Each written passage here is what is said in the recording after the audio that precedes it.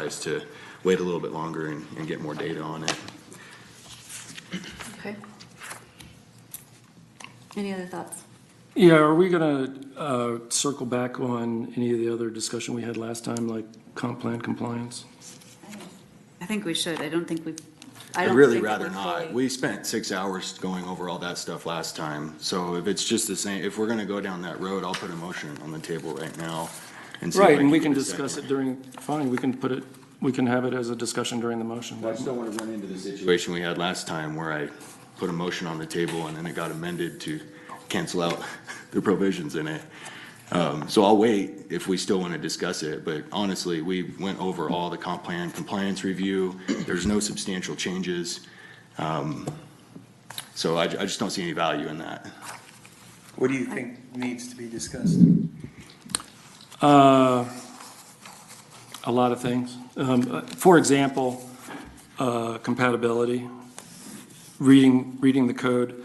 As an example, it very specifically says in two places in Chapter 5 of the North Neighborhood Plan, it says, specific to the North Neighborhood, minimize impacts from commercial uses on adjacent residential properties, keep C1 and C2 zoned areas scaled toward smaller neighborhood-sized uses, preserve the existing mix and balance of uses within the neighborhood, and in the older 8th and 9th Street Historic Districts plans, which are still valid as far as I know, encourage smaller scale commercial uses that provide services to the surrounding residents. The adjacent and I have neighbors more. to this are a large apartment complex, the Golden Community Center, and the Golden Water Treatment Plant. These are larger brick buildings. I mean, we can have this argument You again. could travel down that street and it transitions apartments. all over the place. And you're welcome to disagree. I'm saying I'd like to discuss it. Okay. Commissioners, if I might interject here, I'd just like to remind the commission that the decision should be based on whether the proposal complies with the development standards of Chapter 1840. There's a standard that's set forth in the code upon which you base your decision, whether the application or the site development plan meets all the design standards and substantially complies with the design guidelines. Thank you. So, We can't have any discussion on whether or not it's 2 stories, 3 stories, or 4 stories. They are allowed to have 50 foot by right. We don't get to have that discussion. We don't get to change the way their building looks here behind this desk. The time for those design changes has already passed. Does this project meet the regulations that the city has set forth? We put the rules of the game out there, and everybody is expected to follow the rules of the game the same way.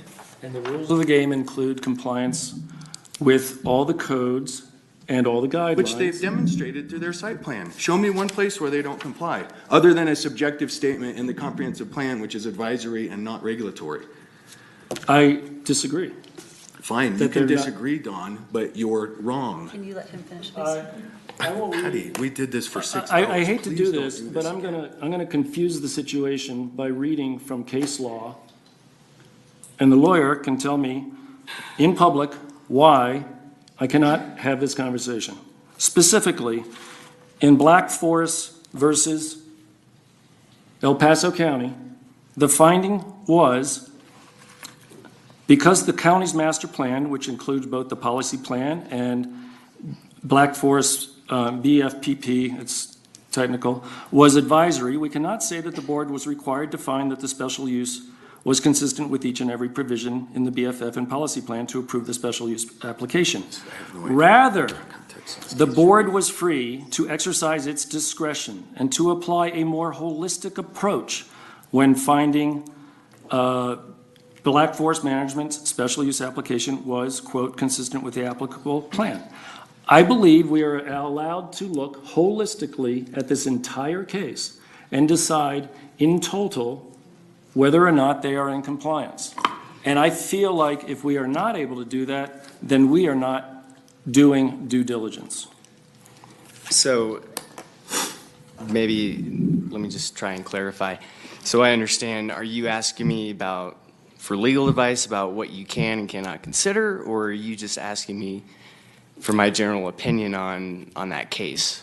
I'm asking essentially, are we able to have this discussion and have all in total the compliance with all code and documents in our decision-making, or are we limited to the very narrow ruling according to Mr. Mayberry's interpretation?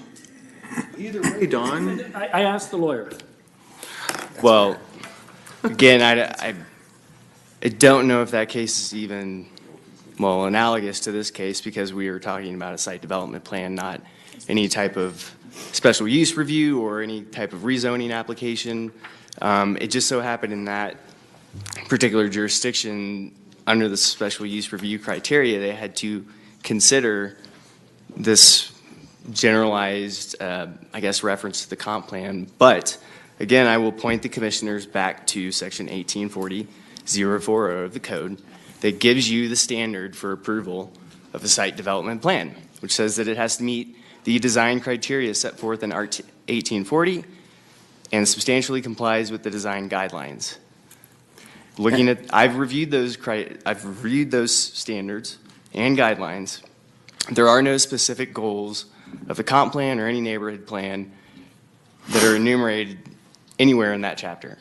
So are you saying we cannot consider the comp plan or any neighborhood plan? I'm saying you have to consider what's specifically enumerated in chapter 1840 in terms of the design standards and the design guidelines. And we cannot consider the comp plan or the neighborhood plan? If you can show me a place anywhere in those design standards or guidelines that requires discussion of a specific goal within the comp plan or a neighborhood plan. and the case you cite ended up in litigation. I know, and I read the. So, and I mean, we read can the- push this if we want to, but eventually it'll end up in litigation, and the city, the taxpayers will foot the bill for all the attorney's fees. Why do we need to push it to that level? Because it says to look at things Because you don't like holistically. this building? Is that why we're pushing it this far? Because you personally don't like this particular building? Because show me a place where they have violated the rules. Show me a place where they don't meet the regulations. And you tried really hard, Don. You did a really good job. The noise thing was impressive. Show me where you disagree with their site plan, where it violates the rules in 1840. And then we can have a discussion on it. Absent that, I'm really ready to be done with this case. All right. I take your point, and I appreciate it, and I cannot exactly point to the code, which leads me to my next point, which is that I would like to have 0 more hearings in this room about any cases until we either tie the comp plan 2030 neighborhood plans to the code in a statutory way in which we can actually use those, or we just move on and ensure people that we have no control over development in the city. You can change 1840. We can change 1840. If we want to have a study session and consider changes to the site development regulations, that's the appropriate avenue to do this. That's exactly Don, my comp point. plans are not regulatory anywhere in the United States of America. They are They advisory. They absolutely can be, but they are not in our case. I would like to point out that the official duty in 1848 of the Planning Commission is as follows. This commission shall have general supervision of all planning for the development, expansion, and growth of the city. But what I'm also hearing from council is that we don't have the authority to actually do our jobs according to what we've told the citizens According we're to gonna your do. interpretation, Don, that's your personal interpretation. I've worked as an urban Oh, I'm planner sorry. professionally. I've Maybe served- I read Really, 2030. this is Maybe just, I've read the it's just neighborhood not, plans. you have read it incorrectly, Don. That's not the way business is done in any municipality. Okay, Blake, We need to. okay, let's take it back a little. So we cannot consider comp plan and neighborhood plans in site development, in anything, really, is what you're saying. They're not enforceable, they're not. Commissioners, what I'm saying is that Chapter 1840 contains a standard that guides your decision today. And if you look at that standard, it's pretty clear. you have to find that the application meets all of the design standards and the design guidelines. So in Looking the- at those design guidelines, there is no specific goal of any comprehensive plan or neighborhood plan that's tied to any criteria that you have to consider with respect to the on-site development here.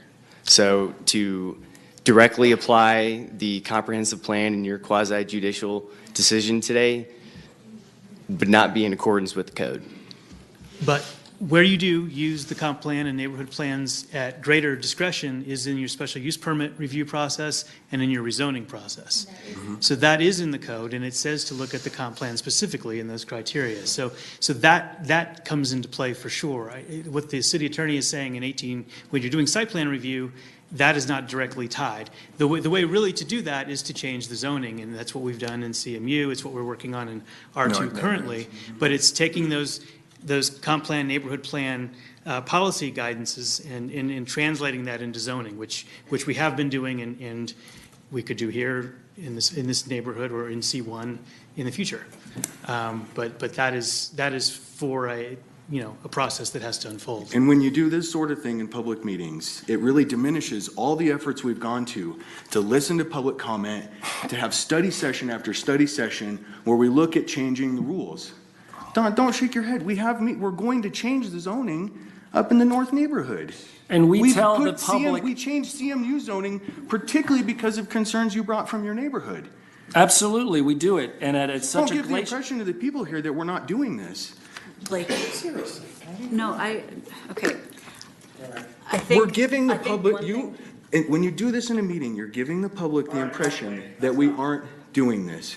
Don talked for an hour and a half. You have no place to speak to me right now. Blake. I think one thing that I think we can all agree on is that what we have not done very well in the last few years is take some recommendations from neighborhood plans and put them into code, specifically probably this neighborhood. We did it in CMU, we're going to do it in the North R2. That was primarily, citizen driven and brought by local citizens, but we as a commission and as a council have not been proactive in making sure the visions that we want in our Vision 2030 and our neighborhood plans are in code. I just So- don't know how you can say that. I don't know how you can say that, Patty. What How code many hours have we sat in here taking public comment, massaging our rules to take into account public comment? I mean, I can point you to half a dozen policy changes we've instituted directly because of public comment.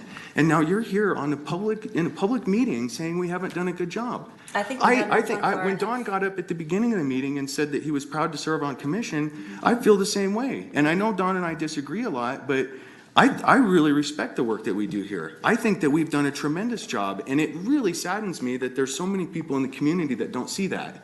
Right? That planning commission somehow draws the ire when we've dedicated tens and hundreds of hours of doing this collectively. I agree with you. I think there's a very. So give the very- impression to the public that's the work that we're doing, because they don't think that. We have done a lot, especially around CMU zoning, and we're doing a lot on all of the neighborhood plans. I think in this specific case, you can make a lot of arguments of how it does not fit into the neighborhood plan. And I think that when we updated this area's neighborhood plan, no code changes followed that.